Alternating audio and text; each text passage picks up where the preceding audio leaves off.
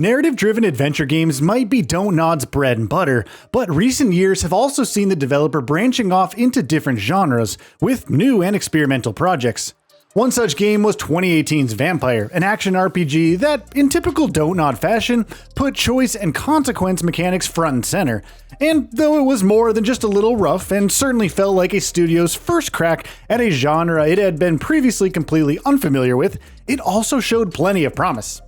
Now the studio is back with another new action RPG in the form of Banishers, another game that, like Vampire, places an emphasis on narrative and player choice, but with much better results. Banishers doesn't break new ground in anything that it does, and in a lot of ways, it can feel a little too straightforward and mechanically pared back, but it also delivers a consistently solid and stable experience that sands out many of Vampire's rough edges, both technical and with the gameplay, while also succeeding in telling an engaging story in a well-realized world that boasts some genuinely captivating choice and consequence moments. Banishers tells the story of Antia and Red, who are husband and wife and work together as ghost hunters known as Banishers. After arriving in the town at the behest of an old friend to rid the community of a nightmarish curse, the duo quickly come to realize an enemy far more formidable than they had anticipated. In the fight that follows, Antia dies, though she comes back as a spirit, leaving her and Red with the mother of all dilemmas. Now that she has become the thing the two of them are sworn to fight, how do they move forward? Nearly everything about Banisher's core narrative premise works exactly as it should. Antia and Red in particular are a highlight of the experience. Thanks to solid writing and performances, both are instantly endearing and well developed.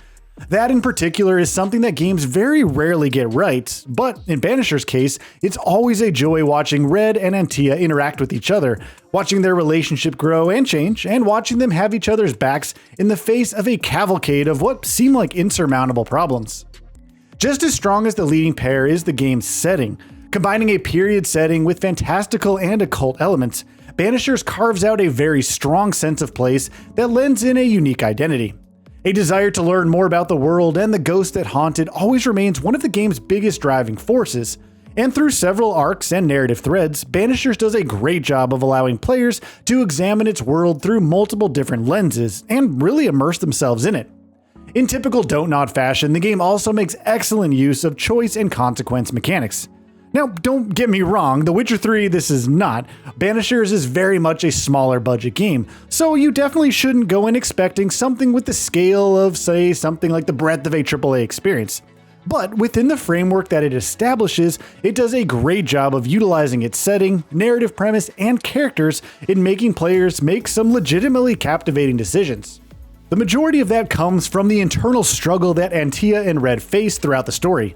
As Banishers, they know better than anyone that the very existence of ghosts and spirits comes at the cost of actual life. So is their goal going to be to help Antia ascend to the next plane of existence, as they are duty-bound to do as Banishers, or do they instead want to go rogue, fight for their love and its survival, and try and bring Antia back, even if it means having to kill more than just a handful of people?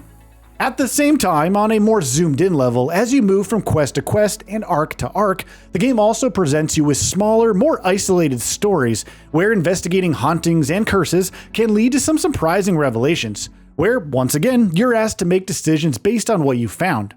More often than not, the choices that you're being asked to make in Banishers feel weighty and impactful, thanks first and foremost to how well the game contextualizes them from a narrative perspective. Branching stories and player choice have, of course, always been hallmarks of Don't Nod games. But how does Banishers fare in other gameplay-related areas, especially as an action RPG? Well, this is where the game stumbles, even if, by and large, it's a much more polished and better realized version of what it's trying to be than Vampire was. Take the combat, for instance, which is certainly functional with its mechanics, but still feels like the weakest part of the game. Gaining new skills and abilities, especially in the game's first few hours, does make things more interesting than how they start out, especially as the game starts putting more emphasis on swapping between Red and Antia during fights to deal with different threats. But even so, for the most part, combat in Banishers feels quite simple and straightforward, which isn't necessarily a bad thing, but with the lack of any genuine challenge or meaningfully engaging encounter design, things do tend to fall flat quite often. Now, it doesn't help that general movement and controls during combat can feel a bit stiff and clunky, which is something that remains an issue throughout the entirety of the game. Meanwhile, progression as well feels rather limited throughout the course of the experience. Leveling up nets you with skill points that you can use to upgrade Antia and Red's skills, while the resources that you gather are used to upgrade your weapons and equipment. It's all pretty standard fare, and its execution never does much to elevate it beyond being a serviceable yet utterly generic and forgettable part of the game. Exploration, however, fares much better. Like the combat and most other gameplay-related aspects of the game, exploration in Banishers is rather straightforward, but it strikes the right balance between being focused and being rewarding. Structured as a semi-open world experience, the game sees you traveling across a variety of different locations, from ghost-infested wildlands to more settled and civilized towns and villages.